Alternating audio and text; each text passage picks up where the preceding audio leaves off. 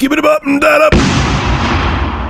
So I must have mentioned a billion times on Review Tech USA that I'm questionable if virtual reality will take off in the mainstream. I just don't picture even hardcore gamers, instead of sitting comfortably on their couch, gaming on a big-ass TV, I just don't picture them slapping on this big piece of plastic on their head and looking all over like they're Ray Charles in a Diet Pepsi commercial. I just don't see it happening. But there's a lot of people who get pissed when I say that, saying, Rich, you need to give the technology a chance. But I just know human nature, and I just feel like what's going to happen is the same thing that happened with 3D, with the 3D glasses, with 3D TVs. I'll talk about that later. But there's a guy, he's pretty smart dude, and his name is Mike Capps. He's the former president of Epic Games, and he agrees with me. He's concerned that he doesn't think that VR is going to take off as well. This is what he had to say. There's so little tolerance at the consumer level for that kind of investment. And I think one of the things I'm most curious about, you look at 3D TV as a super easy to use technology that is really unfettered. Just a pair of polarized glasses, and people didn't use it because it wasn't worth the trouble. And he's right. Mike continues, the content difference was there. 3D Avatar looks way better than non-3D Avatar. If slipping on a pair of flicker-free glasses is too much trouble, then the idea of, okay, I'm going to put on my head mount rig and fire up my liquid-cooled PC in order to make it happen, it isn't likely to take off. I hope it happens, but I think it's going to be a while before my mom does that. And he's right. Now, he talks about why developers might be gun-shy for developing for virtual reality headsets like Oculus. Last year, when Oculus was visiting developers and saying, you should develop for our platform, they were also saying, but we don't know when it's coming out and we don't know how many people are going to buy it.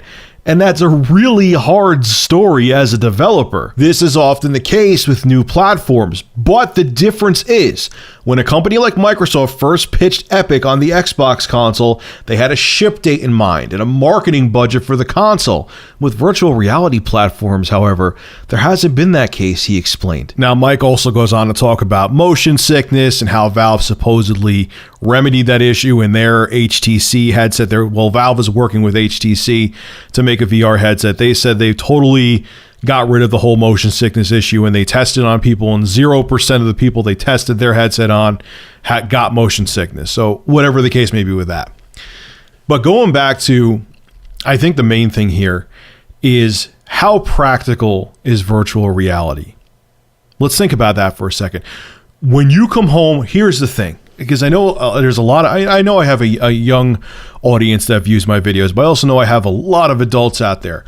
When you come home from work and you want a game, what do you do? What do you do? I'm not asking rhetorically. Most of you, I'm sure, though, okay, maybe I am asking rhetorically. You sit on a couch or you sit in your bed or lay down in your bed and you game that way. You game on a big screen, and as much as you're engrossed in the experience, you're relaxing. Do you think that you want to come home from work, put on that, even if they're smaller, put on these goggles, because obviously it has to block out the real world, and you're going to sit there twisting your head all over the place, and do you think you're going to game that way after maybe an 8 or 10 hour shift of work? Most people, I'm telling you, I don't even need to look up graphs, are not going to want to do that. I don't care how engrossing the virtual reality is. I don't care how affordable it is. People want to relax. They want to sit in front of a pretty TV and they want to game that way. They don't want to have to sit there and stand up or sit up and have to, because obviously you can't sit or lay or sprawl out on your couch. You're going to have to sit up to look all around, to be engrossed in the world when you play virtual reality. And then that ridiculous board I've seen people where so people feel like they're actually running in the game. It's just any time, even if it's like Mike made a great point with the glasses for 3D. These little plastic pair of glasses. That's it. There was nothing to them. They were passive too. You just had to put them on your face, and that's how you saw the 3D. People didn't want to be bothered.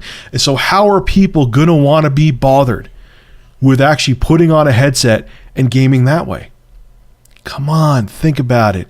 I'm not saying virtual reality is going to be a failure.